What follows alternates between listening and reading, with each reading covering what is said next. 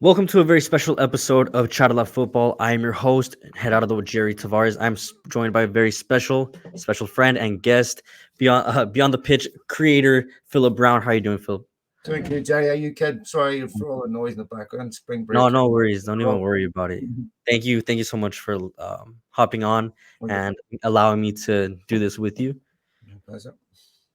So this is going to be something different. I know typically on my last two podcasts I've been doing just more recaps, but for this interview or podcast, it's going to be kind of like an interview style. So I want to get to know you. I want to know about Mm. beyond the pitch, and I also want to know about your love for football, your team, and it's something that I want to keep doing as my time with Charla Football goes on. I want to do this very consistently so I can get other people's ideas and other people's feelings and other feelings of community throughout Charla Football.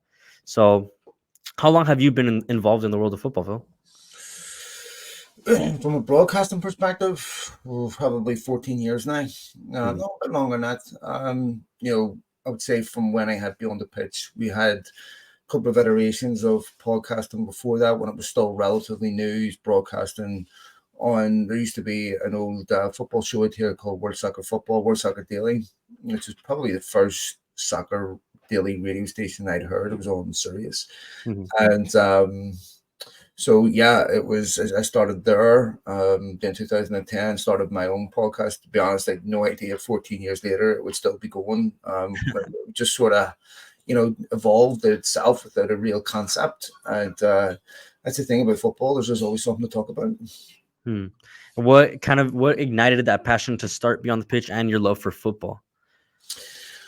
I don't know. The podcast itself was just a labor of love. It was an opportunity for me to do something that I loved, and that was talking about football. Mhm. And just like what you're trying to do here in different perspectives around the world about football fan culture, about why people support their teams, what makes them special. It was interesting for me to hear that from different perspectives. One thing about America is its democracy is very diverse. So you have people from different backgrounds, first generation immigrants, second generation immigrants, or just indigenous people that from this place that developed a natural love of football. So you were never far away from a different perspective. And sometimes in Europe, we can be a bit sheltered, certainly. But when I was growing up pre-internet, Mhm. we had to learn about other fan culture from what we were shown on television. So it was great for me to do that. And look, it was also an opportunity for me to talk to professional footballers and talk my way into situations I never otherwise could have. And it's been very good to me. How do you feel like that's impacted you as a person in your life? Yeah, look, I've been very open about mental health, my own mental health battles, some of my own struggles. And it's really important you have a positive outlet for your emotions. Even sometimes if you're doing a podcast by yourself, you're just talking into the abyss, it's almost therapeutic in a way. And some of the feedback that I've got over the years, this would honestly be, in my opinion, the greatest accomplishment of the whole podcast. My defining accomplishment, if you like, Mhm. would be how many people that have reached out to me on a personal level who have been battling issues, who I otherwise wouldn't have known that we got through together. It's many of those people are doing exceptional things in the world of sport today, broadcasting or otherwise. That is amazing because ultimately, yes, talking about the football is important, but ultimately, like you sort of mentioned, they're creating a community of people, like-minded human beings that, it's not just a place to talk about football. It's a place where, I care for the listener beyond what they do for me statistically, whether that's an algorithmic boost or a follower boost or a download boost. It's when you don't chase those things and you do it for the right reasons, it shows in everything that you do. Mhm. Well, yeah, football is probably the biggest sport in the world, and to some people, it's a culture, it's in their blood. So that leads me to my next question. Growing up, who was your team that Mm. you really felt? Yeah, so I was born in a place called Belfast, which is in North of Ireland. When I was born there, it was a war, conflict going on. There was bombs, bullets going on every day. A very dangerous environment, and like a lot of kids that grow up in violence, they gravitate towards sport. Soccer, football, boxing is huge in Ireland. Those are my two loves. And when I was a child, I was not in an opulent environment. Football's cheap to play. Here's a ball, go play for ours. Mhm. And for me, that was my Xbox. I was out in the street dreaming I was this player, that player. Fell in love with Manchester United from when I was 5 years of age. My two older brothers were Liverpool fanatics, still are, and at that time Liverpool were the dominant team in England. But it's funny because I thought about this from time to time, where I'm like, I like other teams and I like watching other teams, but love is something different. And I remember the first time I saw United as a kid on TV, and I just fell in love with their glamour. It wasn't because they were successful, because they certainly weren't back then. There was something glamorous to them, that to me, and they never lost that shine. They've never lost that glamour to me, and it was an obsessive. Like, I mean, looking back on it now, I was unhealthy, but I was completely obsessed with United. It was a safe place for me mentally, away from all the violence that was going on around me. It was one of the few things that transcended the warring communities, that there was people on both sides of the communities that loved Manchester United. I mean, when I was 16, 15, almost 16 that year, was the first time I went to a Manchester United game, 1981. And it was United Arsenal 1-1. And this made hard for you to understand, but for people who were there, they'll know this. I'll put it in some contemporary terms, but there's a bus in the middle of Belfast taking us to go watch the Manchester United Arsenal game. This is one of the only areas when we got on that bus where we weren't Irish, British, Catholic, Protestant. We were just all Manchester United fans. It's a big bunch of Israelis and Palestinians sitting on the same bus going to watch United. They're not Israelis, they're not Palestinians. They're United fans. And there was so few things that we had that could actually bridge that divide. United has always been one of them. United is massive in Ireland because of George Best and all the great Irish players that have played there. It's always had a very close relationship. So was Liverpool, Arsenal, all the clubs, but United were my love from when I was a child, and it's still that way. Oh, I love that. Now, can you? I mean, you already kind of mentioned some memorable stories, but is there one that just sticks out regarding Manchester United? Something that just sticks out in your memory? I'm really fortunate starting in Sport United in the 80s. Really, during my 40 years, I suppose, of supporting United, um, I've got to watch them win multiple European Cups, 13 Premier League titles, FA Cups, everything. But there are a few moments that stand still. 1999, I remember how I felt 2 minutes before the end of the game. I Mhm. was in floods of tears. I was thinking, we'll never win this thing. I mean, wanted to win the European Cup so bad. And it was probably the most difficult for United to win. By that stage, they were already winning FA Cups and winning leagues, but the Champions League, the European Cup was the one, that was, I mean, you think about 1958, United had this unbelievable young team. They die in a plane crash, defying the rules of the English Football Association to actually go in and play in Europe. And in many ways, they were pioneers. 10 years later, they rebuilt the club again from the ground up, win the European Cup. It's just such a synonymous trophy with success at United. And then 90 seconds later, I'm still in tears watching this European Cup final when they're 1-0 down. But I'm in tears of joy. And there's so few things you will see when you get to my age that can do that to you in your life. Mhm. That can take you on, without taking drugs or anything else, just going and having a complete. There's something about the joy as a child that's extremely liberating, because it's never spoiled by negativity. You just enjoy the moment. There are a few things in your life where you won't overthink joy, because always find a reason to ruin it. That spontaneity, which I think VAR is really killing, which I don't like. That spontaneity is something that there are so few things in life that will make you feel that way, and that transition from complete dejection to complete elation is something I'll never forget. And even today, when I watch those goals on, on any YouTube or whatever, it still makes me feel a certain way.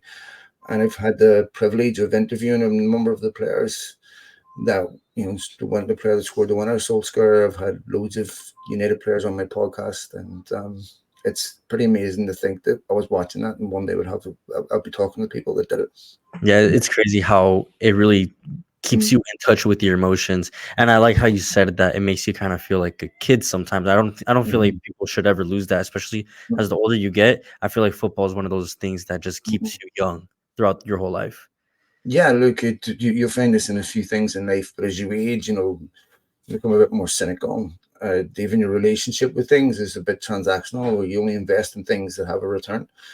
Football, from an abstract sense or from an external sense, obviously makes zero sense. I mean, if you're an alien watching people watch football, it doesn't make any sense. But then, no, art does.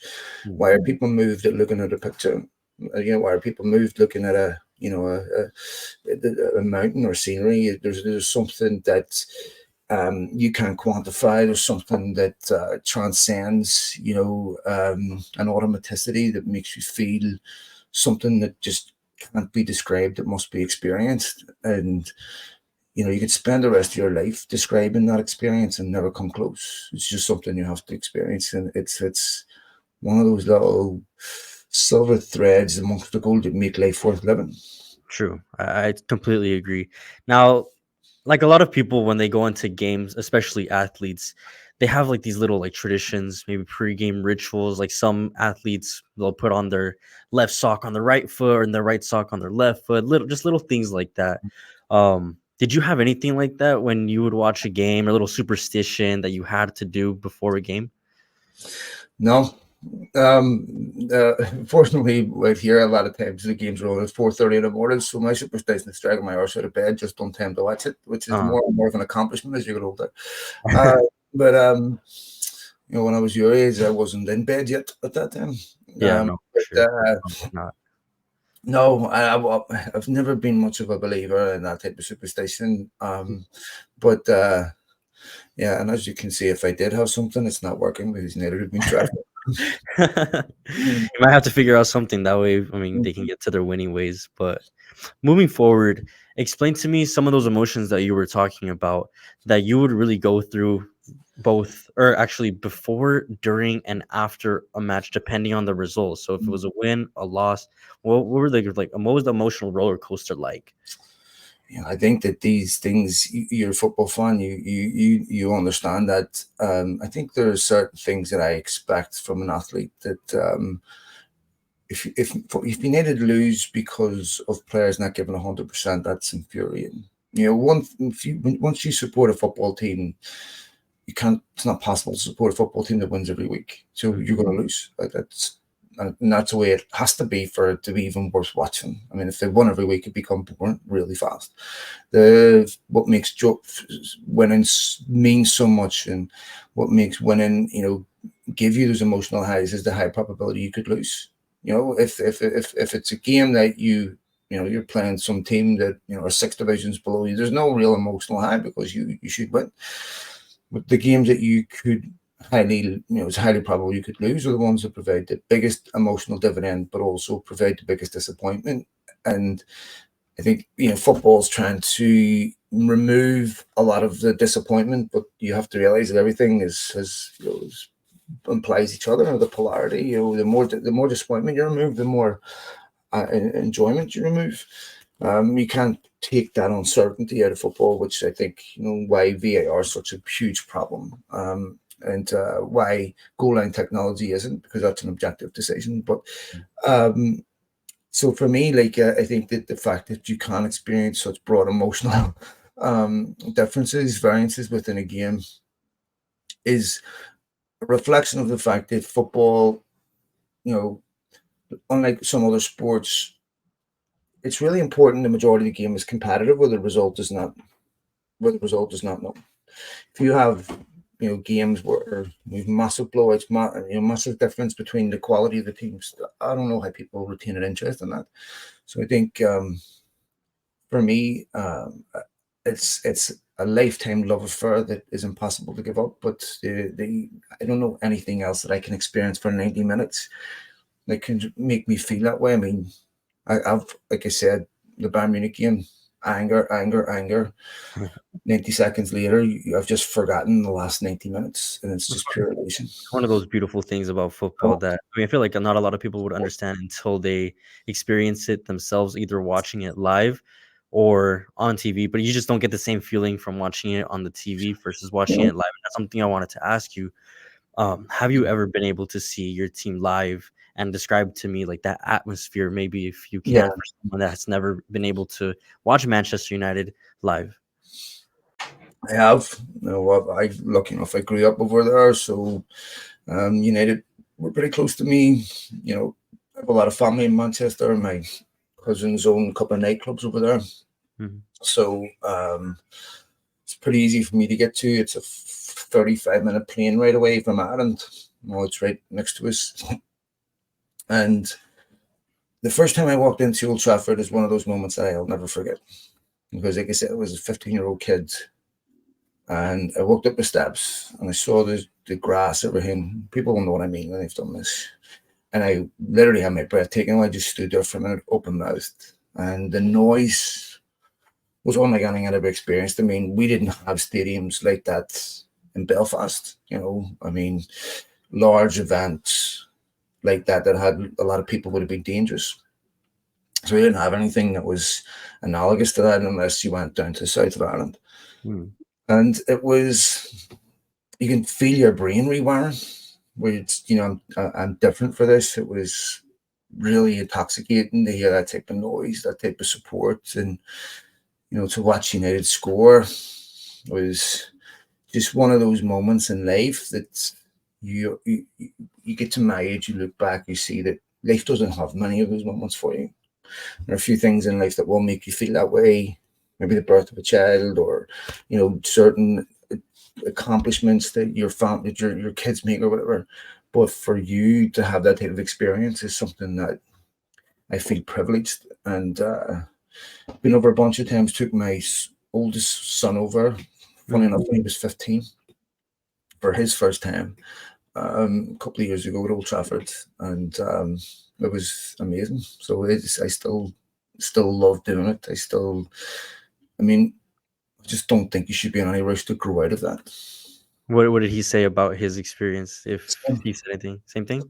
You know, yeah. I mean, it was a life changing experience. It's something that you never. You know, it's not something you just want to do once. It's something you want to do again and again and again. And so he loved it.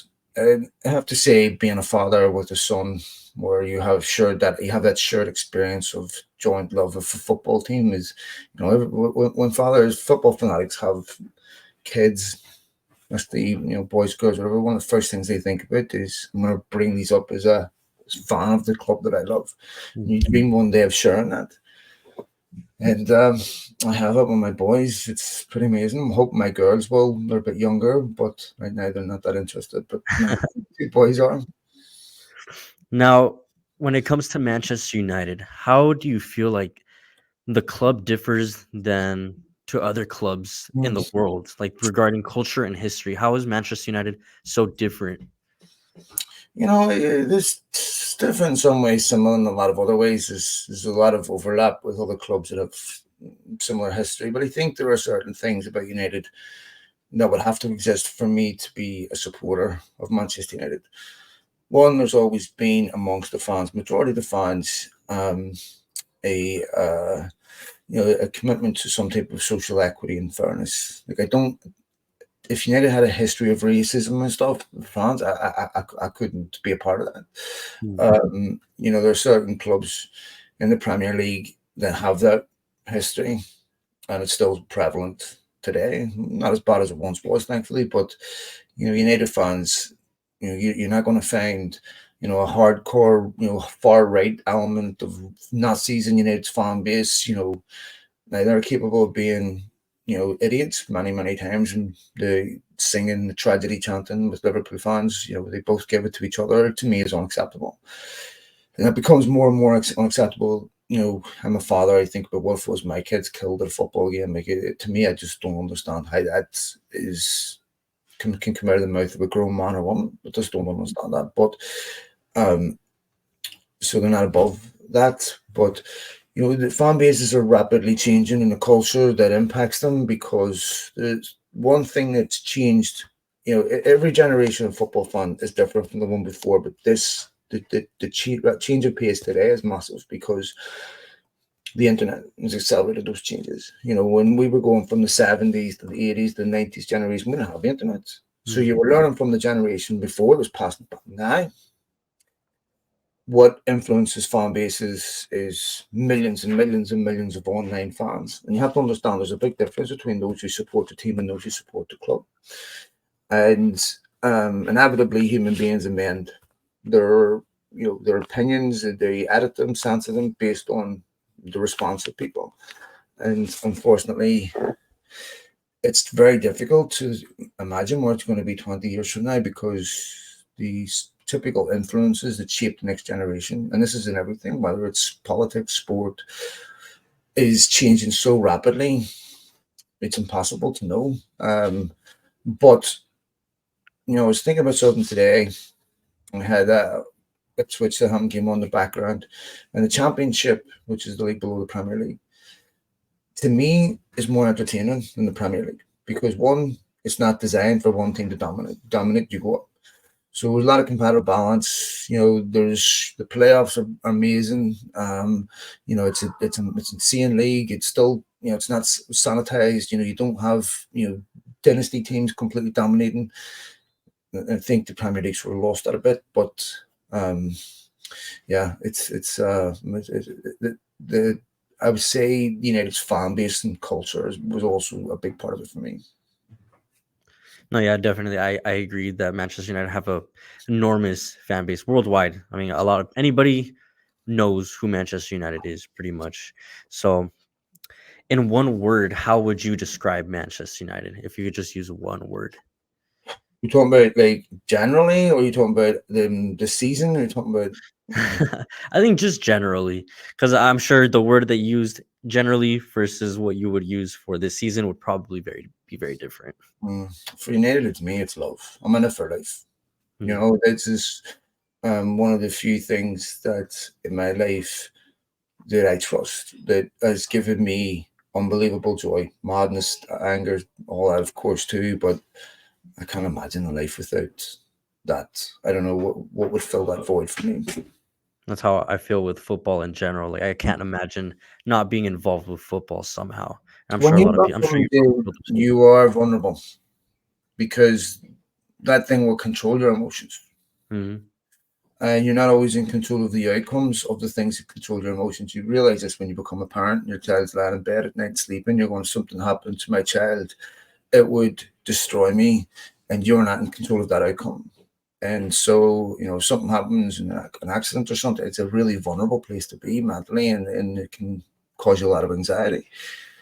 But this is the only way you get emotional highs, is when you're not in control of the outcome. Then, this is imperative for life. Anything that has a controlled outcome, we're not interested in. Now, kind of just wrapping things up and moving into something, I guess, a little bit more entertaining. Not saying that this part wasn't entertaining, just something, Yeah. something that I feel like you probably haven't been asked. Maybe, if you had the chance to be the manager, I mean, to be the player for your club, how would you celebrate?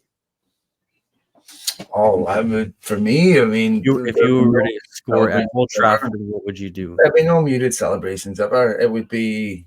I mean, I look at how I celebrate goals when I'm not a player. So imagine how it would be if I was an actual player. I mean, I see some kids getting in the first team, scoring their first or second goal, and having a muted celebration.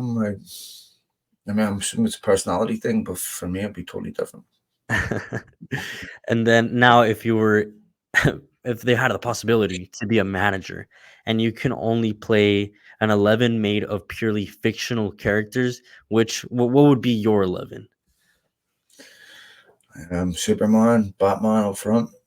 Super. Um, Okay. I have the Terminator in the middle of my captain. I would have Freddy Krueger on the left. A couple of ghosts in the centre back, so that we could play Liverpool, and we could empty a few of their players, hurt a few of their players, and nobody be able to find us. I don't know. I have to think about that. Yeah. What about as your goalie? My goalie, You gotta have someone that can block a whole goal. um, maybe Thor or something. Oh, just come out with a big hammer and boom. All No, right. it's not VAR. I don't know. I don't know. Maybe Rosie O'Donnell. Oh no, she's real. Sorry. Well, all right. Well, Philip, I want to thank you again for hopping on. This was Love just everything, kid. something Yeah, that I've been really wanting to do, just getting to get this kind of interview with you, and hopefully I can bring other fans of other clubs and start to tell some other interesting stories, because definitely like football is something that brings everybody together. And I 100%. love what you mentioned in the beginning, how when you were on that bus with um people of different religions and from other countries, you guys weren't of other religions or other countries, you were Mm-hmm. just Manchester United fans. Mm-hmm. And that's the way I see football. Like if you're a fan of football, it's no, there's no religion, race, nothing like that. You are just a football fan, and that's the kind of community I want to be able to bring in. Hopefully, with this podcast, CharlaFootball. So, When you something. get to know people as human beings, you realize that you have most of them stereotyped wrong, Mhm. and that human beings have a lot more nuance than what you think. And we are judging people based on text and words on a screen that never gives context, that never, reflects the mood of the person, or truly, gives, legitimate interpretation of how they feel. When you speak to another human being, you realize that most people want the same thing, but a lot of people are struggling with issues. And whilst we're divided by the teams that we support, we have a commonality that bonds all of us, and that is that we're all doing the same thing, and we all need each other. We all need. I mean, Chivas fans need America, Club America fans, vice versa, for a rivalry to exist. Sugar Ray Leonard needed Muhammad Ali. Needed Roberto Duran and needed Marvin Hagler for rivalries to exist. So, I can't imagine Celtic without Rangers, Rangers without Celtic, United without Liverpool. I don't even want to imagine stuff like that. So we all need each other. We need these rivalries. But we also recognize our commonalities, that there are certain things that transcend the love of football, and that's our social life, our social experience, our social class, or, human rights, all those things, and legitimate respect between all human beings. I think that sometimes our rivalries blind us to that. And I think that, I know a lot of Liverpool fans have amazing stories. And I think it's important that football fans recognize how important their collective interests are. That Germany does this really, really well, where they can get fan groups to transcend rivalries. And as a consequence, they have some of the best ticket pricing in Europe. They have some of the best attendances in Europe. They have a very, very fan friendly culture, and they have,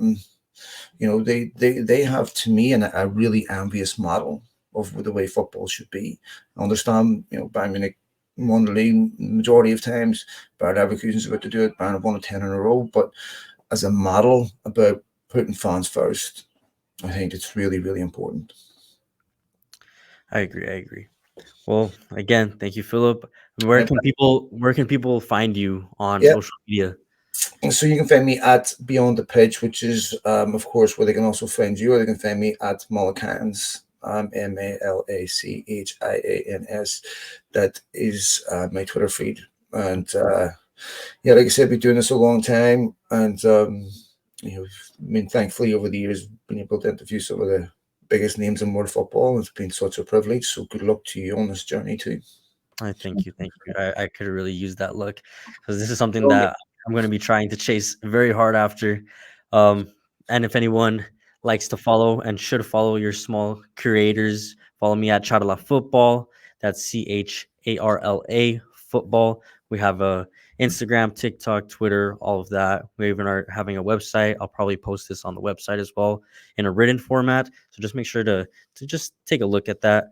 But yeah, thank you again, and hopefully we can get another podcast soon. Good luck. You boys are the future. You guys are the future. See you later. Thanks, folks. See you, kid.